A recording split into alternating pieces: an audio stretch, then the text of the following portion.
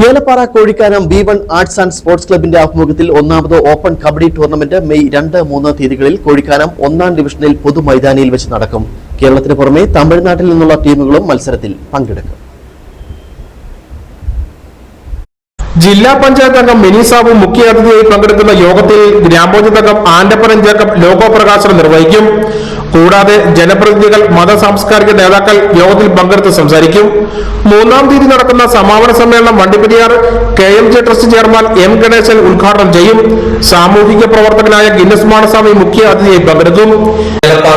കോഴിക്കാനം 1ാം ഡിവിഷനിൽ B1 arts and sports ക്ലബിന്റെ ആഭിമുഖ്യത്തിൽ ഒന്നാമത് ഓപ്പൺ കബഡി ടൂർണമെന്റ് 2026 മെയ് 2, 3 തീയതികളിൽ കോഴിക്കാനം പൊതുമൈതാനത്തിൽ വെച്ച് നടക്കുകയാണ്. കോഴിക്കാനം ചരിത്രത്തിൽ ആദ്യമായാണ് ഇങ്ങനെ ഒരു കബഡി ടൂർണമെന്റ് ഇവിടെ സംഘടിപ്പിക്കുന്നത്. ഈ ടൂർണമെന്റിന്റെ ഉദ്ഘാടനം 2ാം തീയതി രാവിലെ 9 മണിക്ക് ഏലപ്പാറ ഗ്രാമപഞ്ചായത്ത് പ്രസിഡന്റ് ശ്രീ ഉമർ ഫാറൂഖ് ഉദ്ഘാടനം ചെയ്യും.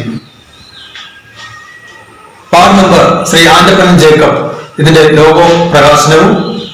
വിജയികളാകുന്നവർക്ക് 55,555 രൂപയും 2ാം സ്ഥാനക്കാർക്ക് 33,333 രൂപയും 3ാം സ്ഥാനക്കാർക്ക് 22,222 രൂപയും 4ാം സ്ഥാനക്കാർക്ക് 11,111 രൂപയും നൽകും. വാർത്താ സമ്മേളനത്തിൽ president Subhash S, secretary Satheesh Yesu, programme convener Shaiju Balu, P Jayan, Binu Jayapal, Rajkumar, Aneesh, Bosan, Rinu എന്നിവർ പങ്കെടുത്തു. News bureau, Kattappana.